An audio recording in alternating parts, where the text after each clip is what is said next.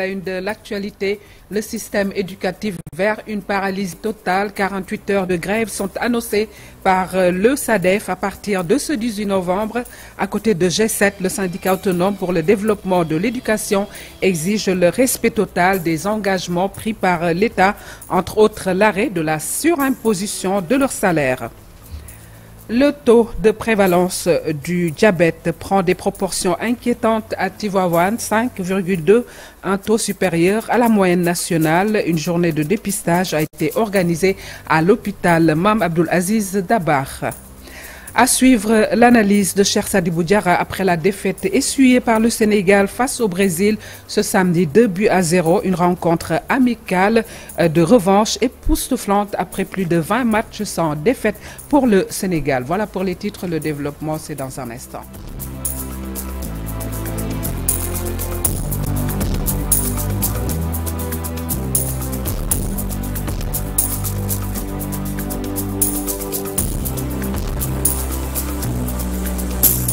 Tout d'abord, cette information judiciaire, Jérôme Bandiaki, alias Snapper, a été inculpé hier vendredi par le juge du 3e cabinet pour assassinat concernant Fulbert Sambou et DJ Badji pour séquestration, menace de mort et viol. C'est ce qu'a confirmé son avocat, Maître Djibi Diallo, qui se dit toutefois surpris par la décision. Maître Diallo estime que son client n'a jamais été entendu pour cette affaire, ni à la police, ni à la gendarmerie. Aussi, l'avocat qui entend y voir plus clair dès ce lundi s'interroge sur la raison pour laquelle le juge qui avait le dossier n'a pas inculpé Jérôme Bandiaki pour ces objets de l'inculpation révélés. Pour rappel, le sergent Fulbert Sambou et l'adjudant-chef DJ Badji, respectivement gendarmes affectés à l'IGE et sous-officiers à la direction du renseignement militaire, ont disparu le 18 novembre 2022 et la thèse d'assassinat a été évoquée.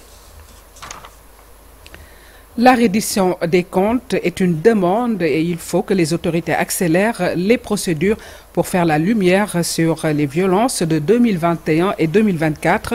C'est la déclaration faite par l'Alliance des citoyens engagés. Diafara Boubacar Sakho et ses camarades estiment cependant qu'il ne doit en aucun cas s'agir de justice politicienne ou de vengeance. L'Alliance a tenu un point de presse ce samedi à des propos recueillis par Dissa Prera. Nous, l'Alliance des citoyens engagés, ACE Dianté, nous vous disons, nous tendons la main et nous voulons un véritable développement. Le véritable développement, pour qu'il y ait, il faut qu'il y ait une justice, je l'ai dit tout à l'heure, en version Wolof. La reddition des comptes doit être automatique. Les gens qui ont pris l'argent, qui ont fait des pillages au niveau de l'économie sénégalaise, l'argent du pays, on doit les entrer à la justice et les emprisonner. C'est ça ma position d'hier. Ma position d'hier reste ma position d'aujourd'hui et sera toujours constante. Nous voulons que la justice accélère la cadence pour faire la lumière sur nos 83 morts au niveau des événements récents. Donc, nous lançons encore un appel à l'État du Sénégal, plus particulièrement au président, de faire tout pour que cette justice, où les Sénégalais sont impatients pour que la lumière soit faite, d'accélérer la cadence et cette lumière soit faite. Ça sera une bonne fois. Et l'histoire aussi, nous sommes devant l'histoire, devant les hommes, mais aussi devant Dieu. La dette cachée suscite beaucoup de débats. L'économiste Tchemoko Diop estime que le gouvernement a certes opté pour une démarche de transparence. Cependant, le choix impacte négativement sur la stabilité économique et sociale. Il souligne que l'État a l'obligation urgente d'apporter des réponses concrètes aux Sénégalais. Tchemoko Diop s'est prononcé en marge de la publication de son livre intitulé « La révolution pour un Sénégal prospère dans une affaire souveraine ». Dans une Afrique souveraine, pardon. Le voici. Je veux dire que quand un gouvernement entrant arrive aux affaires, ce gouvernement doit tenir compte de deux questions fondamentales. C'est la question de l'endettement, parce que tous les pays du monde s'endettent. Donc, chaque pays doit tenir compte de l'endettement et doit même le préserver. Il y a aussi le fait qu'on doit surveiller la cote de crédit d'un pays, parce que c'est toute décision qui va dans ce sens va influencer la cote de crédit. Donc, le gouvernement actuel a choisi de parler en tout cas un processus qu'il dit de transparence, mais ce processus a une conséquence sur la situation économique et financière du pays. Donc on se retrouve dans une situation où le gouvernement qui a décidé de parler de cette question a le devoir de trouver des solutions pour nous sortir de cette situation qui est devenue difficile et qui, si elle n'est pas réglée rapidement, va plonger le pays dans une crise encore plus profonde qui va probablement amener ce que en fait, les deux têtes de l'exécutif sont supposés travailler en parfaite intelligence. Donc s'il y a des divergences dans leur façon de travailler, ça va impacter la situation économique et politique du Sénégal, surtout que la situation est difficile. Donc c'est de toute façon, selon moi, un président a été élu, c'est du devoir de ce président de choisir un premier ministre avec qui il va s'entendre. Donc c'est son devoir. Donc c'est lui qui va rendre des comptes à la fin. Donc il n'a qu'à passer pour mettre le Sénégal dans une situation. Vous avez évoqué. Où je parle de révolution. Une autre partie où je parle, le chapitre 10 en l'occurrence, qui parle d'un Sénégal prospère dans une Afrique souveraine. Donc je me suis dit, il n'y aura pas un meilleur titre en additionnant ou en fusionnant ces deux chapitres, disons la révolution, un Sénégal prospère dans une Afrique souveraine, parce qu'il y a des changements profonds que je propose pour le Sénégal et l'Afrique, et que donc je pense que ça peut consacrer une révolution pour le Sénégal et l'Afrique. L'aéroport international Ousmane Masseck Ndiaye affiche un tableau dégradant. Beaucoup de travaux peinent à être livrés. Plus d'un an après son inauguration, le ministre des Infrastructures invite l'entreprise Transcom à terminer ses travaux avant la fin de ce mois de novembre. C'est à l'occasion de la clôture de la tournée du ministre Déthié Fall dans le Nord, Ousseynou Diop. Je voudrais dire très clairement à Transcom qu'il y a encore une partie de son contrat à respecter, que nous nous exprimons notre insatisfaction sur déjà le mur de clôture dont les fondations ne répondent pas aux normes.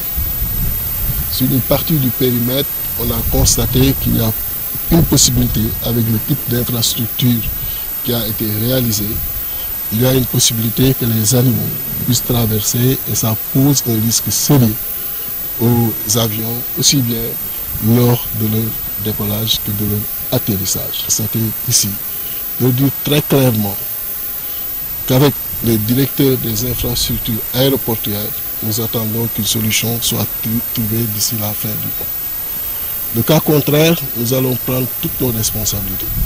Parce qu'on ne peut pas accepter un aéroport d'une si grande envergure et d'autres aéroports qui sont prévus, financés par l'État du Sénégal, qu'une entreprise qui constitue une insignifiance par rapport aux besoins de l'État, par rapport à la volonté du chef de l'État et du Premier ministre, que cette entreprise traîne les pieds et fasse des constructions qui ne répondent pas aux normes. Nous vous disions en titre, l'école sénégalaise vers une paralysie totale avec ses 48 heures de grève annoncées par le syndicat autonome pour le développement et l'éducation après le G7. Ce sera les 18 et 19 novembre 2025 que le SADEF exige du gouvernement le respect total, règlement plutôt définitif du dossier des décisionnaires, l'arrêt de la surimposition sur les salaires et l'application intégrale des accords signés. Voici Mbaye Sarr, le secrétaire général national. Il est au micro de Al-Hassan Ba et Alioune Diagne. Nous avons choisi le thème enseignant décisionnaire. On combat pour la dignité, on combat pour l'équité, on combat pour la justice sociale. Comme vous le savez, le SADEF s'est toujours mis en ordre de bataille pour la question des enseignants décisionnaires. Nous voyons que ces hommes et ces femmes vivent dans une situation dramatique, une situation angoissante, une situation stressante, surtout quand ils seront à la retraite. Quand ils seront à la retraite, ils seront dans un dénouement total. Tenez, la dernière fois, on m'a appris qu'un enseignant décisionnaire, qui après avoir fait 20 ans, parti à la retraite, se retrouve dans la rue en train de conduire un tchak-tchak. C'est dégradant, c'est humiliant. Et voilà pourquoi le SADEF s'est toujours lancé dans cette dynamique pour que le statut de ces enseignants décisionnaires-là soit corrigé. Par la signature des deux décrets, le décret 74-347 du 12 avril 1974 et le décret 2006-392 du 27 avril 2006. Il s'y ajoute également, nous réclamons le décret de 2025 et nous demandons à son Excellence le Président de la République de lui donner un numéro et une date. C'est le décret qui va prolonger l'âge de la retraite des enseignants à 65 ans. Nous avons fini, nous, de dérouler déjà 3 plans d'action sur l'étendue du territoire national et après l'évaluation, nous avons décidé de lancer un 4e plan d'action. Les mardis 18 et mercredi 19 novembre sur l'étendue du territoire national. Le syndicat des médecins privés du Sénégal pousse la réflexion sur le diabète et l'hypertension, 2 enjeux de santé publique majeurs où le SAMPES mettra en lumière les meilleures pratiques de prévention et de prise en charge. Occasion pour ce premier congrès du syndicat de réfléchir aussi sur l'atteinte d'une souveraineté sanitaire. Voici le professeur Saliou Mbaye, président de la commission scientifique, au micro de Modi Diop. Il y a 2 thèmes essentiels, c'est le diabète et l'hypertension artérielle. Ce sont les maladies les plus fréquentes. Quand on parle de maladies non transmissibles au Sénégal et dans le monde, on cite d'abord le diabète et l'hypertension artérielle du fait de leur prévalence, ça veut dire de leur fréquence, mais aussi des complications éventuelles qu'elles peuvent entraîner chez les patients. Donc, on va en parler parce que ce n'est pas parce que tu n'es pas cardiologue ou tu n'es pas diabétologue, endocrinologue que tu ne vas pas parler. Parce que tous les praticiens parmi moi je suis gastro-entérologue, je fais de la médecine interne, il y a les réanimateurs, il y a les chirurgiens, tous ils ont des patients hypertendus, des patients diabétiques. Donc il faut qu'ils sachent comment les prendre en charge, même s'ils ne sont pas au courant de la prise en charge optimale, mais qu'ils sachent ce qu'il faut faire et ce qu'il ne faut pas faire. La souveraineté médicale, on en parle. Mais la souveraineté médicale, moi je le vois, il y a 2 aspects. Il y a la souveraineté locale, il faut que tout Sénégalais puisse accéder à une médecine de qualité. Donc c'est local. Le patient qui arrive, qui habite Kounoun, qui habite Kédiawaye, qui habite Fongelimi, qui habite Niakhar, il doit bénéficier des mêmes soins que la personne qui habite Dakar, qui habite le plateau, qui habite Kédiawaye. Donc je crois qu'il faut qu'on développe cette souveraineté locale. Et là, la médecine privée peut jouer un très grand rôle. La fiscalité, parce que nous on a appris la médecine. On n'a pas appris la fiscalité. Quand on vient dans le privé, il faut qu'on soit soutenu. Par les organismes qui s'occupent de fiscalité, ceux qui s'occupent de commerce, ceux qui s'occupent de financement, pour qu'on puisse, pour que nos structures puissent fonctionner normalement et puissent dispenser les soins à tous les patients qui viennent au niveau de nos structures. Mais aussi qu'on soit quitte avec le ministère du Commerce, avec la fiscalité, et puis qu'on puisse bénéficier des financements. Nous restons dans ce registre médical avec la journée mondiale du diabète célébrée. À Thiès, le taux de prévalence du diabète a augmenté. Il est de 5,2 supérieur à la moyenne nationale. À Tivaouane, la maladie fait des ravages, surtout chez les enfants et les personnes du 3e âge. Une journée de dépistage du diabète s'est effectuée à l'hôpital Mame Abdoul Aziz Dabakh de Thiès. C'est un reportage signé Cheikh Anta Diop Seylatir. Hôpital Mame Abdoul Aziz Dabakh de Tivaouane, les populations de Tivaouane se sont déplacées en masse pour se faire dépister, apparemment attirées par les informations relayées. Tivaouane, le nombre de cas de diabétiques augmente de jour en jour. Au Sénégal, disons, la prévalence tourne aux alentours de 4,2%. Et à Tivaouane, un peu qui est dans la région de Thiès, elle est à 5,2%. Lorsqu'on prend 10 diabétiques, les 7 ne sont pas connus. Ils arrivent souvent à l'hôpital à des stades de complications. Décès qui est vraiment regrettable, amputation également. Il y a de quoi s'inquiéter. Dr Abdou Aziz Ly se dit prêt à mener des actions et consentir aux sacrifices nécessaires pour lutter contre le diabète à Tivaouane. Il en a profité pour tirer la sonnette d'alarme. Tout à fait, on ne cessera pas de le faire. L'année passée déjà, on a fait une sensibilisation, un dépistage. On avait vu beaucoup de malades. Cette année-ci également, on en a un peu plus. Le directeur de l'hôpital Mame Abdoul Aziz Dabakh de Tivaouane a mobilisé le personnel pour apporter son soutien aux diabétiques. Il faut savoir qu'ici, on a ce service qui existe dans le diabétologie. Donc c'est le prétexte de profiter de ça aussi pour offrir ces prestations-là à la population de Tivaouane et environ. Les patients venus en nombre ont assisté à ces séances de causerie animées par des médecins diabétologues sur les causes et conséquences de cette maladie chronique. Le fognon, de la culture traditionnelle à la culture industrielle, enjeux, défis et perspectives, c'est le thème de la 16e édition de la Journée nationale du fognon, célébrée ce samedi à Sédhiou. Les agriculteurs de la région ont saisi l'occasion pour déplorer l'absence de matériel agricole et invitent les autorités à bien investir dans le secteur. C'est une correspondance signée Bakary Conté et Khali Djemé. Le Sénégal produit environ 6 000 tonnes de fonio par an, mais la filière est confrontée à un manque criard de matériel agricole. Mais la production tend vers une augmentation des surfaces, vu que de plus en plus les agriculteurs font une percée dans la production du fonio. On ne sent pas trop l'accompagnement de l'État, mais nous faisons des efforts. Nous nous battons. La grande difficulté qui avait fait que les gens ont abandonné la production du fonio, c'était la transformation. Donc le décortiquage du fonio était une tâche qui était assez difficile pour les femmes. Et du coup, nous avons, Dr Sanoussi a inventé la machine à décortiquer le fonio, et c'est ce qui facilite aujourd'hui la production et la transformation du fonio. Les agriculteurs demandent l'appui de l'État pour booster la production.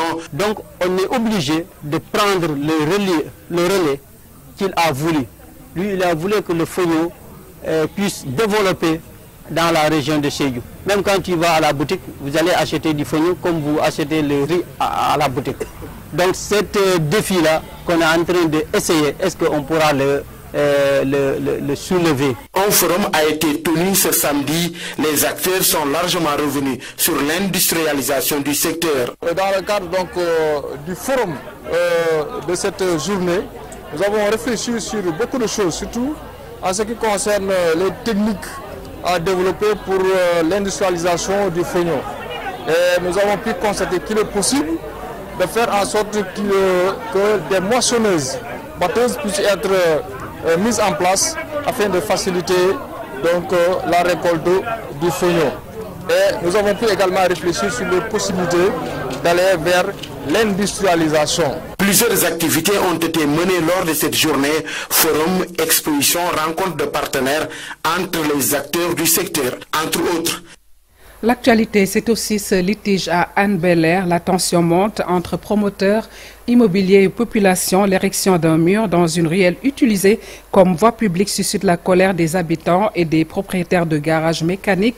Ils exigent l'arrêt immédiat des travaux, dénonçant un risque d'enclavement du quartier. Face à la presse, les représentants des entreprises impactées ainsi que le président du conseil de quartier menacent de passer à la vitesse supérieure si rien ne change. Mamadou Diop et Bakary Diédhiou sont au micro de Abdoulaye Patéan.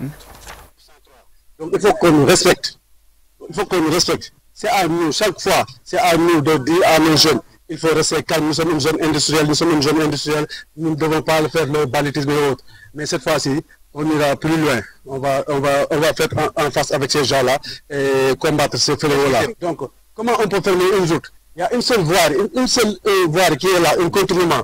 Que toi, même si tu as un papier, humanisement, il faut rester serein et voir ce qui se passe ici. Donc, ils voulaient barrer cette route-là pour que tous ces gens-là ne doivent pas aller partir. C'est surtout une zone économique.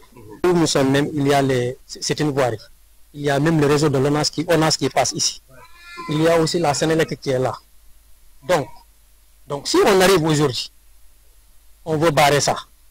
Parce que Descos était venu avant-hier ici. On avait discuté. Bon, ils nous ont dit d'accord, ils ne vont pas barrer ça. Bon, ils sont partis à notre grande surprise. Aujourd'hui, ils reviennent pour barrer. C'est un problème. Il y a aussi une autre société, c'est comme ça. Lui, c'est un mécanicien. Son garage est là. Quand tu vas jusqu'au fond, il y a des garages là-bas. Donc, on barre ici, on va passer pour aller travailler. C'est un problème. L'inquiétude monte à Tambacounda face à l'extrémisme violent et de terrorisme dans les pays frontaliers. Pour une riposte de prévention précoce, l'ONG Partners West Africa Sénégal a organisé une session de formation de 3 jours. Cette initiative est en étroite collaboration avec les forces de défense et de sécurité et vise à former les Badianougor pour en faire des sentinelles communautaires dans la lutte contre ces menaces. C'est une correspondance signée Mamadou Diouf. L'urgence sécuritaire aux frontières dicte l'action à Tambacounda. Face à l'extrémisme violent qui menace la sous-région, l'ONG Partners West Africa Sénégal, en collaboration avec les forces de défense et de sécurité, mise sur la prévention précoce et l'approche communautaire. C'est l'objectif du projet Tagat Badianougor yi ngir sunu karange. Vous savez que les Badianougor constituent un maillon important dans la communauté. Donc nous avons jugé nécessaire de les outiller, de les former pour qu'elles puissent faire des activités de sensibilisation, ajouter à leur package d'activités cette thématique qu'est la prévention de l'extrémisme violent. Donc, elles ont un rôle important à jouer, surtout dans la collaboration avec les forces de sécurité, dans le cadre de la sécurité collaborative. L'objectif global de cette formation est d'outiller les Badiane Gox à mieux utiliser leurs compétences acquises dans la détection et faire de l'alerte précoce des activités suspectes ou groupes suspects dans leur entourage, qui sont dans leur entourage sans se mettre en danger. Les bénéficiaires, désormais bien outillés, sont prêts à démultiplier les sensibilisations suite à cette session réussie.